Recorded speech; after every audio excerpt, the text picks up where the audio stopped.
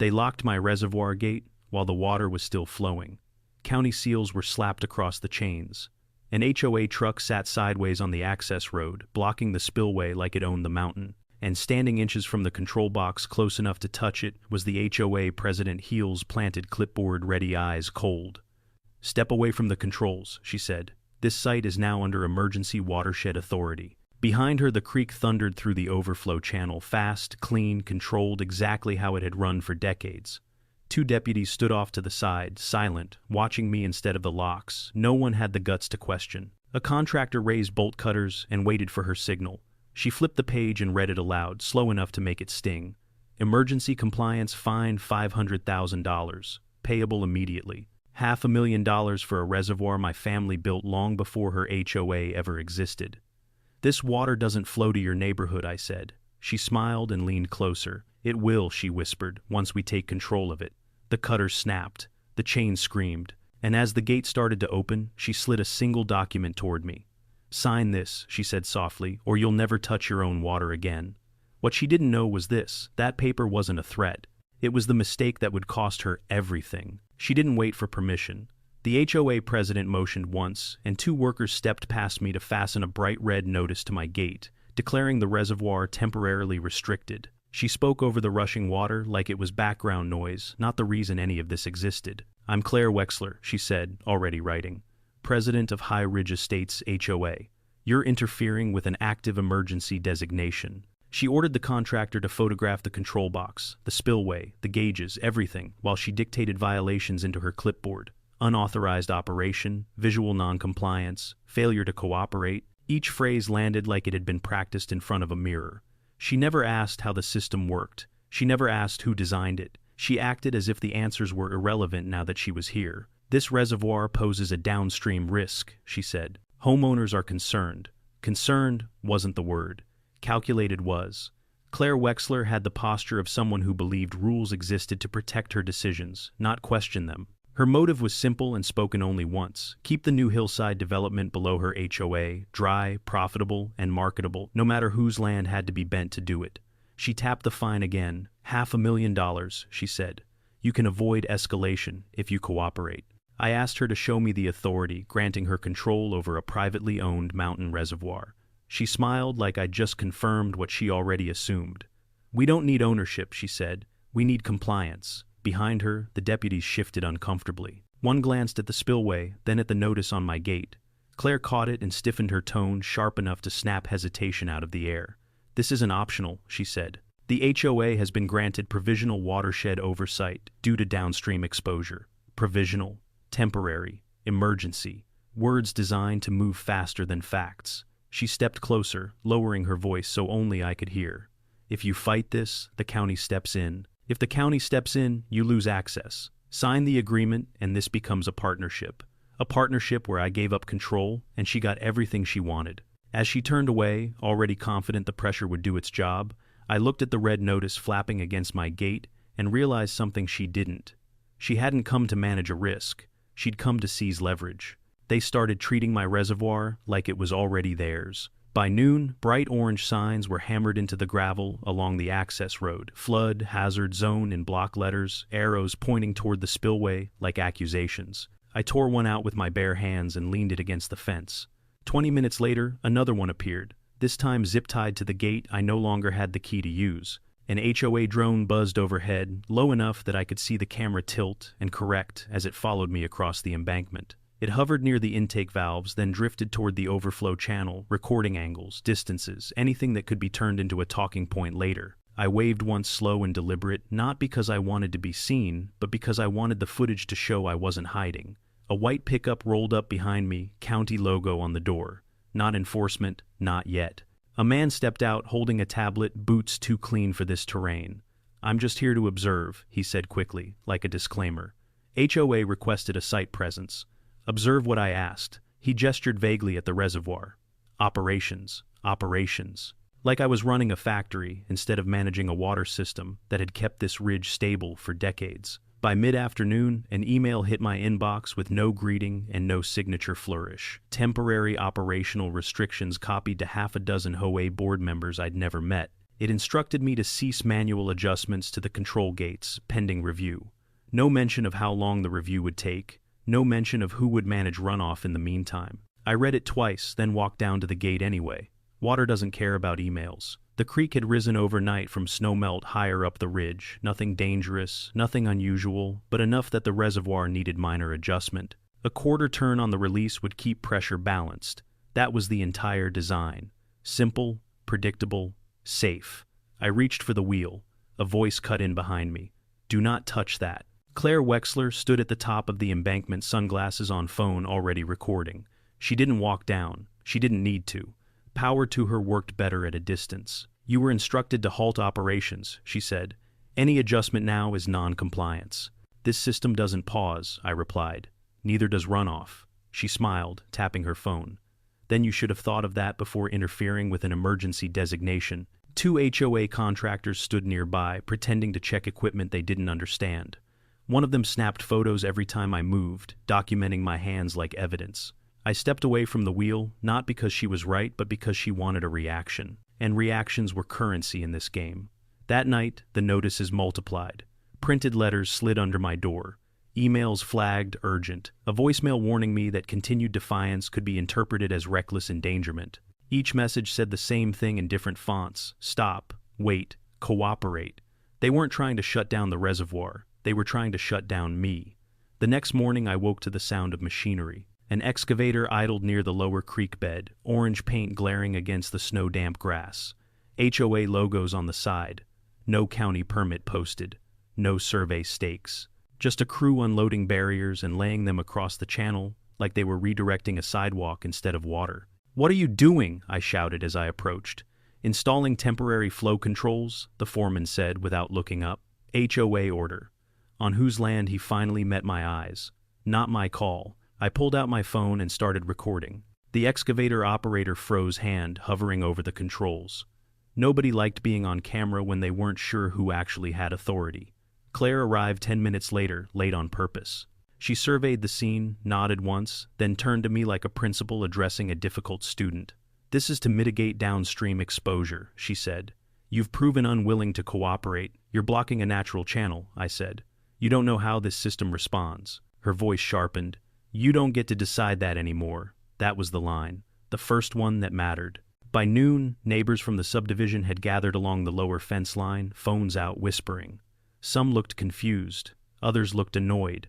A few looked scared. Claire spoke to them briefly, gesturing toward the reservoir, like it was a loaded weapon aimed at their homes. "He won't comply," she said loudly enough for me to hear. "We're protecting you." I watched the narrative take shape in real time. Water as threat, me as obstacle. That evening, another email arrived, this one colder, shorter. It warned that any interference with HOA-installed controls could trigger immediate enforcement measures, including financial penalties and restricted access to my own property. I stood on the ridge as the sun dropped, listening to the creek adjust itself around the barriers they'd placed. The sound wasn't right. Too shallow. Too fast. Pressure building where it shouldn't. They thought this was a standoff. It wasn't. It was the first time they'd touched something they didn't understand, and the first time I realized they were willing to risk real damage just to prove they could. The system showed up before sunrise. My phone buzzed at 6:02 a.m. An automated alert from the county subject line stamped "Notice of Emergency Water Review." No greeting, no explanation, just a PDF attachment and a deadline that landed like a fist. All reservoir operations suspended pending compliance verification. Suspended. Like someone could flip a switch and tell gravity to wait. By the time I reached the gate, the HOA had company. 2 county vehicles sat nose to nose with the access road blocked by orange barricades that hadn't been there the night before. A temporary sign leaned crookedly against a sawhorse, "Authorized personnel only." My name wasn't on the list taped beneath it. A county engineer I recognized but hadn't invited stood with Claire Wexler near the spillway, both of them staring down at a tablet. She pointed. He nodded. They didn't look up when I approached. "You're trespassing," Claire said, without turning around. "This is my land," I replied. She finally faced me. "Not under emergency designation." The county engineer cleared his throat. "Sir, we're conducting a preliminary assessment, based on what I asked." He hesitated, then lifted the tablet so I could see. A map filled the screen, blue shading spread across the valley like spilled ink, the reservoir marked as a red hazard node. Flood corridors drawn wider than reality arrows, exaggerated downstream homes highlighted in bright yellow. That's not accurate, I said. Those contours are wrong. Claire cut in. This isn't a debate. It wasn't a debate because it wasn't science. It was presentation. By mid-morning, the letters started landing. Certified mail, priority envelopes, one from the HOA legal committee, one from a county sub-office I'd never dealt with before. Each referenced the same thing: temporary watershed oversight granted due to imminent downstream exposure. Temporary. Again. One letter warned that continued access to the control systems could be construed as interference with emergency mitigation. Another mentioned fines up to and including the $500,000 already cited, plus additional penalties for non-cooperation. I read them standing at the edge of the spillway, water roaring below, steady and indifferent. None of the letters mentioned who would manage the reservoir while access was restricted. None addressed snowmelt forecasts. None accounted for the pressure already building behind the barriers the HOA had dropped into the creek. That afternoon, the HOA held an impromptu safety briefing down in the subdivision. I watched from the ridge as a cluster of residents gathered near the community center, folding chairs arranged like an audience. Claire stood in front of a poster board, displaying the same exaggerated map, pointing to the reservoir like it was a ticking bomb. "This isn't personal," she said, her voice amplified. "It's about safety." A resident raised a hand. "Has there ever been a flood?" Claire smiled tightly. "We're preventing one." By evening, my inbox held a new message, this one from the county's risk management office. It referenced an external submission that morning attached as supporting evidence. I opened the file, photos of my reservoir taken by the HOA drone, screenshots of the control box, a short video clip of me standing near the wheel hand, hovering but not touching. The caption beneath it read, "Owner, exhibiting resistance to emergency directives." Resistance. That word followed me into the night. I drove down to the lower creek crossing to check the barriers they'd installed. Water was already pooling upstream, spilling sideways into brush it hadn't touched in years. Nothing catastrophic yet, but wrong, unbalanced. The kind of wrong that compounds quietly. My phone buzzed again, a voicemail from an unfamiliar number. I played it on speaker. "Mr. Carter," a woman said briskly, "this is the county compliance office. We've been advised that voluntary cooperation has not been forthcoming. If this continues, the county may assume operational control in coordination with the HOA. Assume control." That was new. I called back immediately. No answer. The next morning, the deputies returned, this time with a clipboard of their own. "We're just here to document," one said, avoiding my eyes. "HOA request." They photographed the gate, the signs, the creek barriers, everything except the rising water. Claire arrived late again, perfectly timed. She watched the deputies work, then turned to me like we were mid-conversation. "You're escalating this," she said. "You're forcing the county's hand." "You submitted false data," I replied. "You're creating the risk you claim to stop." Her smile didn't reach her eyes. "Then, prove it." That was the first honest thing she'd said. By late afternoon, another document hit my inbox. This one marked draft only, but copied widely enough to feel intentional. It outlined a proposed temporary easement granting the HOA access to all watershed-related infrastructure on my property for the duration of the emergency. Duration unspecified. I stood at the ridgeline reading the draft while the creek below strained against the barriers. Everything clicked into place then, not as anger but clarity. This wasn't about a fine. It wasn't about safety. It wasn't even about control of water. They were using the system to step onto my land legally, one temporary word at a time, until temporary became permanent. And if I didn't stop it here, the next letter wouldn't ask. It would take. The proof wasn't in the water. It was in the timing. I realized it while staring at the draft easement on my laptop, watching the creek level graph update in the corner of the screen. The numbers were stable, boring even, no spike, no surge, no emergency. And yet, the paperwork was moving faster than runoff ever could. I called the county hydrology office, the one that actually modeled this watershed, not the satellite sub-office. Claire kept CCing. After 3 transfers, a tired voice picked up. "We didn't request an emergency designation," the analyst said flatly. "It came in through development review." "Development?" I asked him to repeat that. "There's a hillside project pending below your property," he said. "Large one. They flagged downstream exposure during grading. Claimed upstream uncertainty. Uncertainty. Another word that moved faster than facts. I pulled up the county planning portal and searched by parcel. The screen filled with renderings I hadn't seen before, slick, sunlit images of terraced homes stepping down the slope below the reservoir, glass railings catching the light, captions boasting, protected by advanced water management. Protected by me. The application summary listed a projected value in the low 8 figures. The timeline showed a problem grading was scheduled to begin within weeks, right as snowmelt peaked. Without my reservoir operating normally, their runoff models didn't pass. That was the pressure point. I scrolled deeper. Buried in the attachments was a revised hydrology memo, uploaded the same morning the emergency designation hit my inbox. The author wasn't county staff. It was a private consultant hired by the developer using inflated contours and conservative assumptions to paint my reservoir as a risk instead of a buffer. They didn't need to prove I was dangerous. They needed to prove they couldn't build unless they controlled me. The room felt smaller all of a sudden. I stood up too fast, chair scraping the floor, heart thudding harder than it should have. Anger flared, but beneath it was something colder. Fear. Not of losing money, not even of losing land, of watching a system I'd spent years maintaining get twisted into a weapon. I drove down to the subdivision not to confront anyone, but to see it with my own eyes. Survey flags dotted the hillside like wounds. Fresh stakes marked future roads. Spray paint traced outlines where homes would stand, and at the center of it all was a temporary sign, "Coming soon, Ridgeview Heights." Claire's fingerprints were everywhere. I spotted her near a white trailer, speaking with a man in a blazer that didn't belong in mud. They stopped talking when they saw me. The man nodded politely and walked away. Claire didn't smile this time. "You're trespassing," she said automatically. I held up my phone, the renderings glowing on the screen. "Your emergency aligns perfectly with their build schedule." She glanced once, then recovered. "Coincidences happen. Not like this." For the first time, she looked annoyed instead of confident. "You're standing in the way of progress," she said. "Do you know how many families are counting on this project? Families?" Another word designed to soften the blow. "They're counting on my reservoir," I replied. "And you're trying to take it because it's cheaper than redesigning your plans." Her jaw tightened. "We offered cooperation. You offered control." That was the moment the emotion hit harder than I expected. Not rage. Not panic.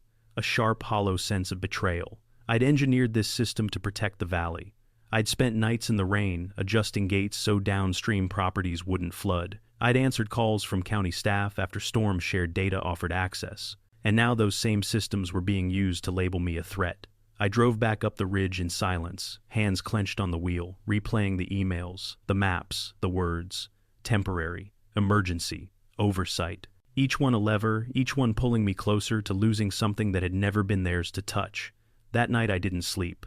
I ran numbers instead. Snowmelt projections, inflow rates, storage capacity. Every model showed the same thing. My reservoir reduced peak flow to the subdivision by nearly 40%.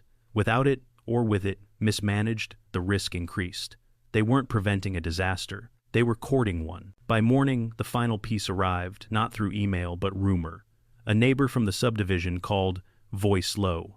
"They're telling people you're refusing to help," she said, "that you're putting us at risk." That was when I understood the full play. They weren't just trying to take control of the water. They were trying to turn the community against me, to make resistance look reckless, to make compliance look like the only moral option. I opened my laptop again and started assembling everything. Emails, timestamps, uploads, the consultant memo, the build schedule. Side by side, the pattern was undeniable. Emergency declared, access restricted, easement drafted, development protected, all hinging on one assumption that I wouldn't fight fast enough. I stood at the spillway as the sun rose, watching the water hold steady against a pressure they'd invented. My chest felt tight, not from fear anymore, but resolve. They had crossed a line not onto my land, but into something far more dangerous. They'd turned safety into leverage. And once that truth was out, this stopped being a disagreement. It became a reckoning. The county didn't show up with sirens. They showed up with binders. 3 vehicles climbed the access road just after 9, 2 unmarked sedans, and a pickup with a magnetic seal slapped crooked on the door. The HOA truck wasn't there this time. Claire had learned to let others speak for her when scrutiny got real. A man introduced himself as a regional compliance officer. Another as a consulting engineer, retained to ensure public safety. The third didn't introduce himself at all, just opened a notebook and started writing the moment he stepped out. "We're here to verify conditions," the officer said, already scanning the spillway. "There's concern about downstream exposure." Based on what data I asked, he hesitated, then nodded toward the engineer. The consultant cleared his throat and pulled out a laminated chart. Blue shading, red arrows, the same exaggerated map printed larger this time, to feel official. I didn't argue. I handed them my binder. Inside were the original plans, stamped approvals, maintenance logs, snowmelt records, and the inflow-outflow graphs that showed exactly how the reservoir behaved under stress. I'd printed the models twice, one set, annotated, one clean. No commentary, just numbers. The consultant frowned as he flipped pages. He paused at the inflow curves, then at the pressure thresholds. "These assumptions are conservative," he said. "They're accurate," I replied. "Conservative would be shutting me out." The compliance officer stepped closer to the control box. "You've been adjusting gates during the designation. Because the system requires it." He wrote something down. The man with the notebook didn't look up. They walked the embankment in silence, boots sinking slightly, where the HOA barriers had already altered flow. The consultant crouched, touched the water, then stood again, slower this time. "Who installed the temporary obstructions?" he asked. "HOA contractors," I said, "without a permit." The compliance officer exchanged a glance with the note-taker. "That's not in the file." I showed him the video. Drone footage from the first day. Time-stamped, HOA logos visible. The excavator lowering barriers into the channel. The creek reacting immediately, pooling where it shouldn't, spilling where it never had. The consultant's jaw tightened. "Those barriers increase localized pressure." "Yes," I said. "That's why I objected." Silence settled, not the awkward kind, but the heavy kind. The kind that follows a realization no one wants to say out loud. The compliance officer closed his binder. "We need independent verification." "I already requested it," I said. "Twice." He nodded slowly. "We'll schedule a third-party review." "And, until then," I asked. He didn't answer. By afternoon, the pressure shifted. An email arrived marked Urgent County Directive, instructing me to provide full access to all infrastructure for review, including telemetry and control systems. The language was careful, legal, heavy with implication. Full access meant oversight. Oversight meant delay. Delay meant vulnerability. I forwarded it to my attorney and waited. Claire called an hour later. Her tone was calm, measured, different from before. "This is getting complicated," she said. "There's a way to resolve it." "By signing away control," I replied. "By sharing responsibility," she corrected. "The county is nervous. Developers are nervous. Homeowners are nervous. You're nervous," I said. She exhaled slowly. "If you keep pushing, this goes beyond the HOA. It becomes enforcement. That's already happening." She lowered her voice. "Then stop fighting it. Let the process work." The process she'd started. That evening, a county hydrologist I trusted, someone who'd actually modeled this watershed years ago, called me directly. "This emergency doesn't make sense," he said. "The data doesn't support it." "Then why is it moving?" I asked. "Because development flagged liability," he said. "And liability scares people faster than facts." He paused. "There's something else." I waited. The consultant memo used to justify the designation. It's not just conservative. It's inconsistent. Different assumptions on different pages. Cherry-picked. "Can you put that in writing?" I asked. "Yes," he said. "But once I do, it escalates." "Good," I replied. The next morning, the county scheduled a formal site review, publicly noticed with minutes recorded. The HOA insisted on attending. Claire insisted on speaking. The compliance officer opened with liability language. The consultant presented his charts. Then the independent hydrologist spoke. He didn't raise his voice. He didn't editorialize. He just pointed to the discrepancies one by one. Inflated runoff coefficients, misaligned contours. A flow path that ignored the reservoir entirely. "This model assumes the reservoir fails," he said, "without evidence." The room shifted. Claire leaned forward. "We're erring on the side of caution." "You're erring on the side of convenience," the hydrologist replied. "And increasing risk by interfering with a functioning system."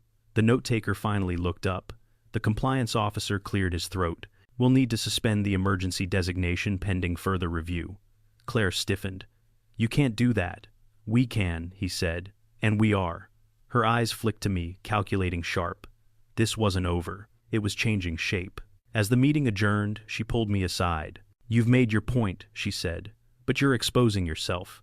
"By telling the truth?" I asked. "By forcing this into the open," she said. "Once it's public, it doesn't stop where you think it will." She was right about one thing. It wouldn't stop. Because the moment the county hesitated, the paper trail started breathing.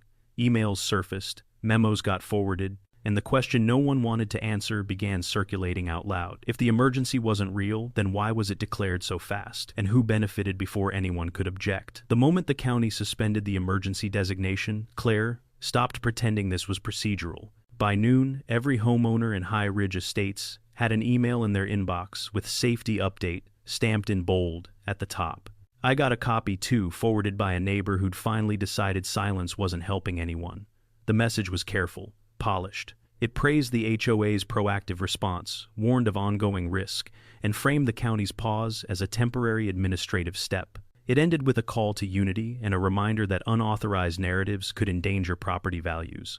Unauthorized narratives. That was me. Within hours, screenshots started circulating. My reservoir gate chained the barriers in the creek, the $500,000 fine highlighted in yellow. Claire's talking points followed close behind. He refuses to cooperate. He's putting us at risk. We can't wait for him to come around. The pressure wasn't subtle anymore. It was coordinated. I decided to stop reacting. Instead, I sent one email. No commentary, no accusations, just attachments. I compiled the timeline into a single packet and sent it to every homeowner address I could find, plus the county clerk, the planning commission, and the regional flood board. Subject line: watershed facts, please review before any vote. Inside were 5 things in order: the original reservoir permits and operating logs, snowmelt data showing stable conditions, the consultant memo with highlighted inconsistencies, the developer's grading schedule uploaded the same day as the emergency, the draft easement time stamped before the fine was issued. Facts don't shout. They just sit there and dare you to explain them. The phone started ringing within the hour. Some callers were angry, some confused, a few apologetic. One board member called twice and hung up both times before leaving a message that said nothing but, "We need to talk." Claire called once.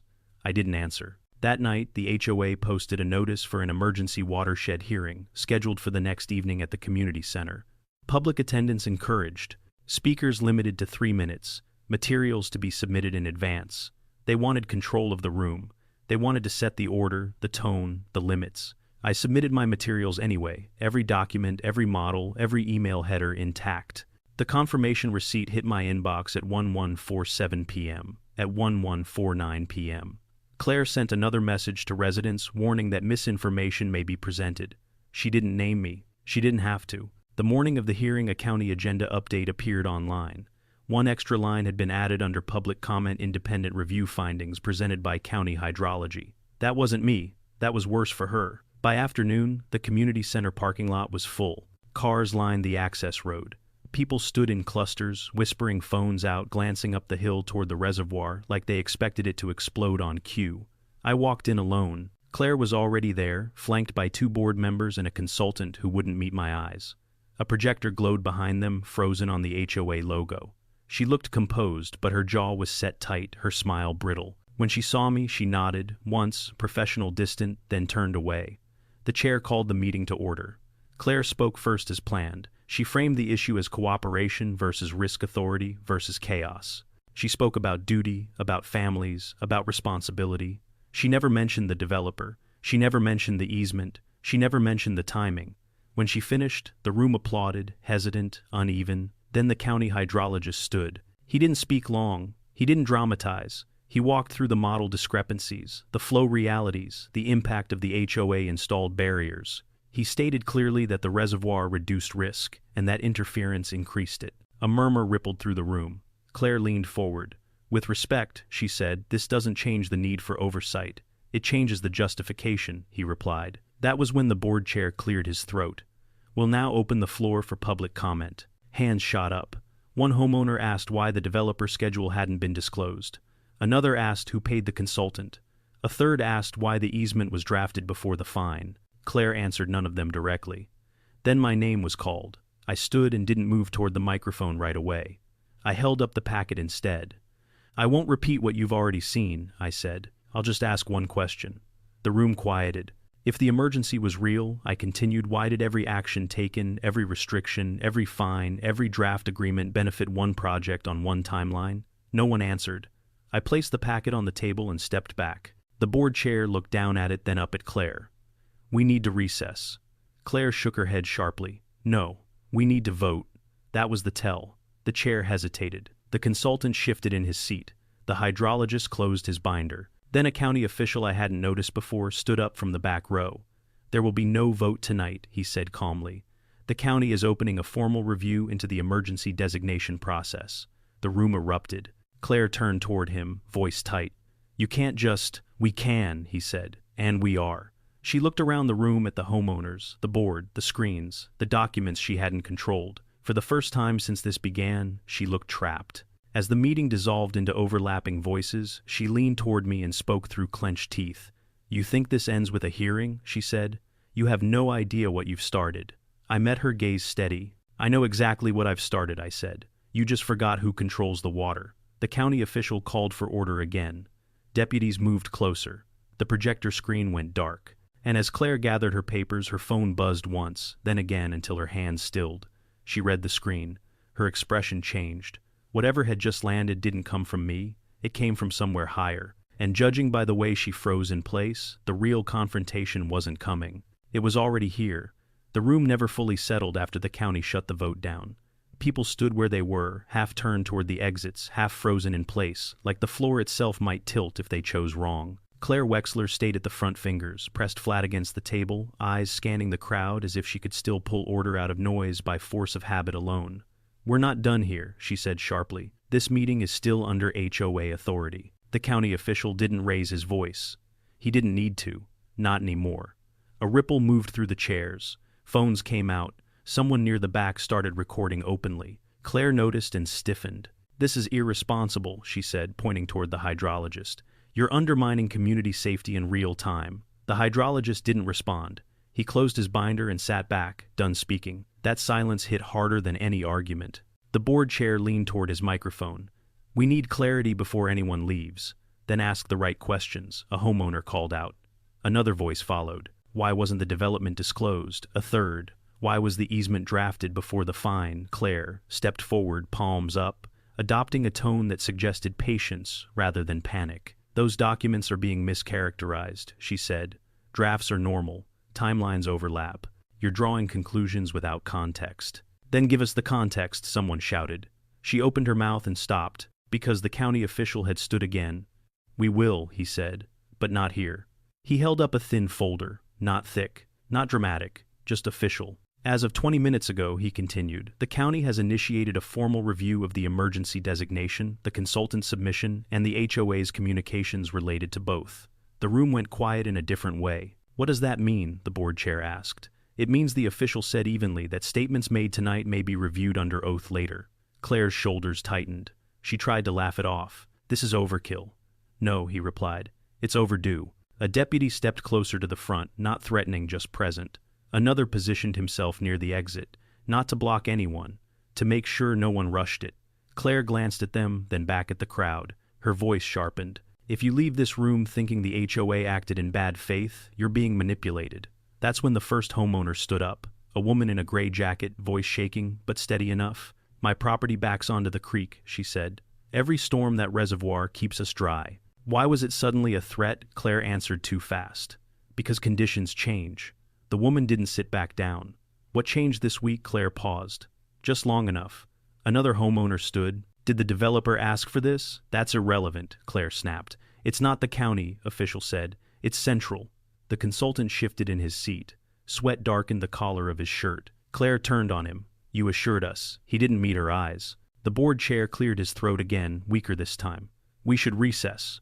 "No," Claire said. "We finish this." Her insistence landed wrong. People started murmuring louder now. Not panic. Disbelief. Then the county official did something Claire hadn't anticipated. He handed the thin folder to the board chair. "These are preliminary findings," he said. "You're entitled to review them." The board chair opened it. He read the first page. Then the second. His face drained of color. "What is it?" someone asked. He swallowed. It outlines procedural irregularities, like what Claire demanded."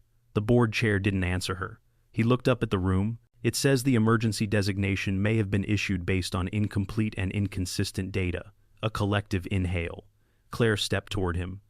"That's a draft. That's not final. It doesn't need to be," the county official said. "It triggers oversight." Claire turned toward me, then eyes flashing, not angry, not afraid, calculating. "You planned this," she said. "You set this up. I didn't raise my voice. I showed what already existed. That's the same thing, she snapped. No, I replied. It isn't. She laughed once, sharp and humorless. You think this makes you the hero? I don't think about you at all, I said. I think about water. That landed. The hydrologist looked up. A few homeowners nodded without realizing it. Claire sensed the shift. She moved back to the podium, hands gripping the edges. Listen to me, she said, voice urgent now. If the county pulls back, liability shifts. Property values drop. Insurance rates spike. You'll regret this. Fear. The last tool. It didn't work. A man near the front stood. I regret paying dues that funded this. Another, I regret not asking questions sooner. The board chair slowly closed the folder. We can't proceed tonight. Claire stared at him. You're abandoning me. I'm protecting the association, he said quietly. The room erupted, not shouting but talking all at once. Phones recording, neighbors, comparing notes. The meeting had slipped out of her hands. The county official raised his voice for the first time. This hearing is adjourned. Claire stood frozen as people filed past her, some avoiding eye contact, others staring openly. The consultant slipped out a side door. The hydrologist packed up without a word. When the room was nearly empty, Claire turned to me one last time. This isn't over, she said. You've just made it bigger. I met her gaze. You did that the moment you touched the creek. She looked away first. As the lights dimmed and deputies began securing the room, one truth hung in the air, unspoken but undeniable. The story she tried to control had turned against her, and the next move wouldn't be hers to make. The doors hadn't even closed before the evidence started moving. A deputy returned to the front with a small rolling cart, nothing dramatic, just practical. On it sat a laptop, a portable projector, and a manila envelope stamped with the county's seal. The county official nodded once. The lights dimmed again. We'll proceed briefly, he said. For the record. Claire straightened as if posture alone could reclaim the room. The screen flickered to life. An inbox appeared, timestamps large enough for the back row to read. Subject lines stacked in a neat column. The county official didn't narrate. He clicked. An email opened, then another, then a thread. A message from the developer's consultant sent days before the emergency notice. If upstream operations remain independent, grading approval may be delayed. A reply from Claire, we're handling it. A murmur rippled. Someone swore under their breath. The next slide appeared a payment ledger. Not totals. Transfers. Dates aligned with the consultant memo. Amounts that crossed from HOA accounts into a third-party firm, retained by the developer, mid-six figures, staggered, clean, deliberate. The county official spoke once. These payments were authorized by the HOA Executive Committee. The board chair shook his head. That's not possible. Another click. A signature block filled the screen. Claire's. She stepped forward. Those were consulting expenses. For what the official asked exactly, silence. The hydrologist stood again, pointing to a graph now displayed beside the ledger. This model, he said calmly, was revised after these payments. Assumptions changed. Risk inflated. The reservoir was removed from the mitigation column. The implication landed without help. Claire's voice cut in sharp. You're drawing conclusions. No, the hydrologist replied. We're reading your math. A homeowner near the aisle stood up. You used our dues to make his land look dangerous. Another voice followed. So, the emergency was for them. Phones were up everywhere now. The county official raised a hand. One more item. He opened the manila envelope and removed a single page. Not a stack. One page. This, he said, is a notice of administrative action. He handed it to the board chair, who read the first line and went still. Read it, someone said. The board chair swallowed. Effective immediately, the HOA's authority to issue emergency watershed directives is suspended pending investigation. Claire stepped toward him. You can't. And the official continued. The county is freezing HOA accounts related to environmental compliance expenditures until this review concludes. That did it.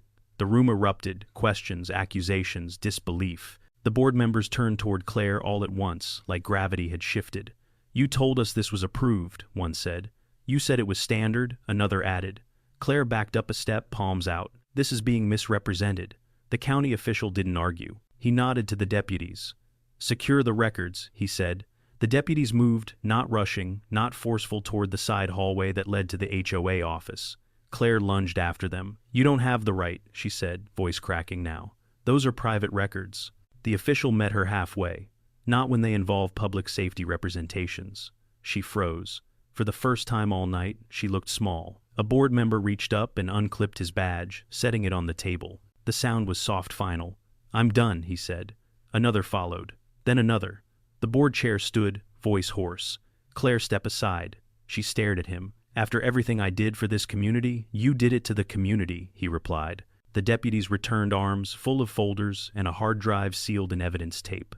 Cameras flashed. Someone whispered, "It's over." Claire shook her head fast and shallow. "This is a setup. He orchestrated this." All eyes turned to me. I didn't move. I didn't speak. The county official did. "Mr. Carter provided records. The rest came from your files." That was the moment the air went out of her. She opened her mouth once, twice, then stopped. The words wouldn't line up anymore. Control had slipped past her reach. The official turned to the room. "This association will operate under interim oversight. A neutral administrator will be appointed."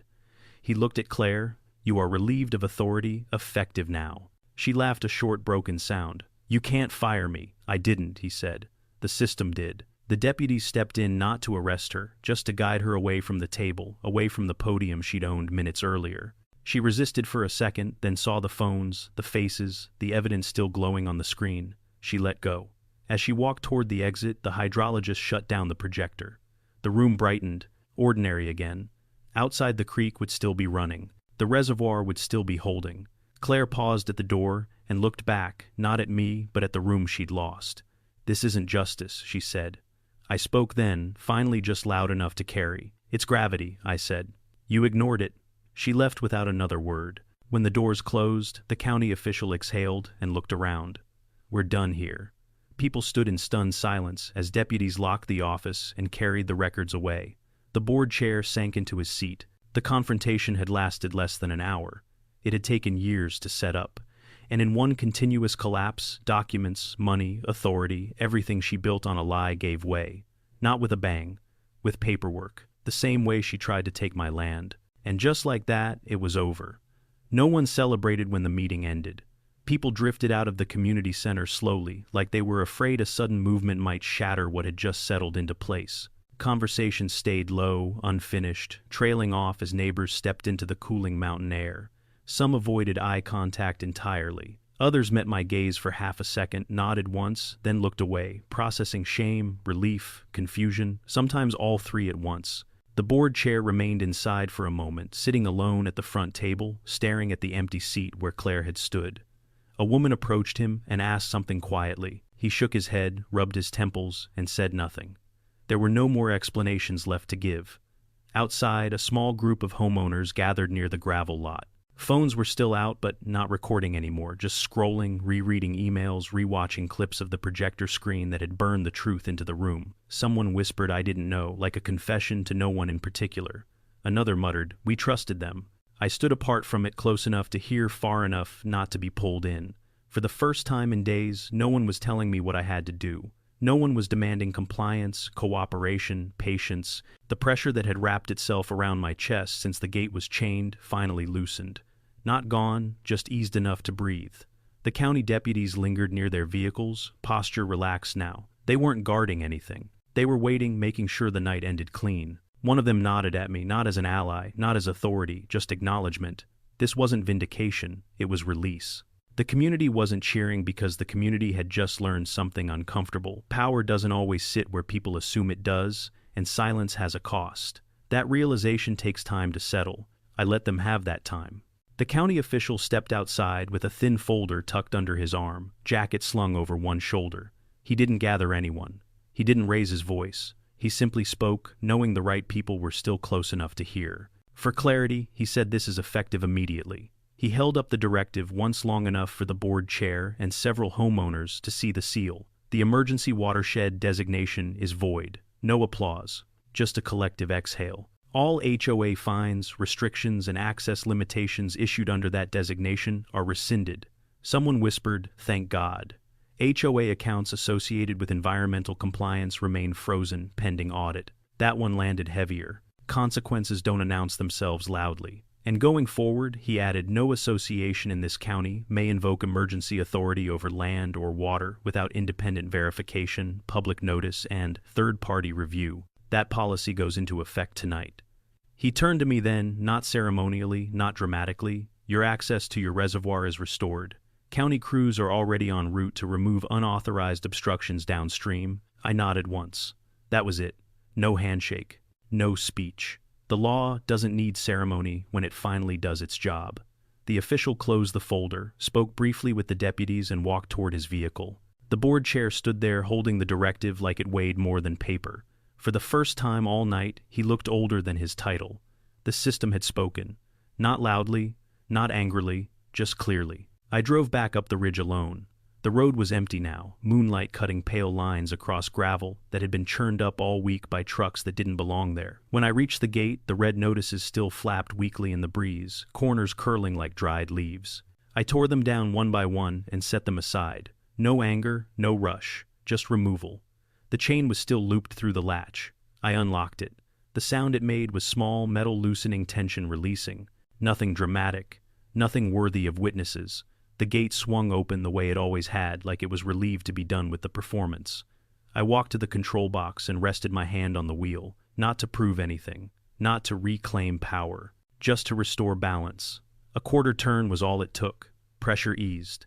The reservoir responded immediately, water finding its intended path without resistance. The creek below answered with a deeper, steadier sound, the right sound, the sound I'd been listening for since the first barrier went in. Downstream county workers arrived quietly and began removing the obstructions. They didn't ask questions. They didn't need to. They followed the contours, respected the channel, and left the land cleaner than they found it. I stayed until they were done. Below the ridge, porch lights blinked on one by one. A dog barked. Somewhere, a radio played faintly. Life resumed, not because of victory, but because interference had ended. I closed the gate again, not with a chain, but with the old latch my grandfather installed decades ago. Worn steel, simple, honest. It had never needed authority to work. They tried to turn urgency into ownership. They tried to turn water into leverage. But gravity doesn't care about boards or titles. It answers only to truth. And once truth starts moving, it doesn't ask permission to flow.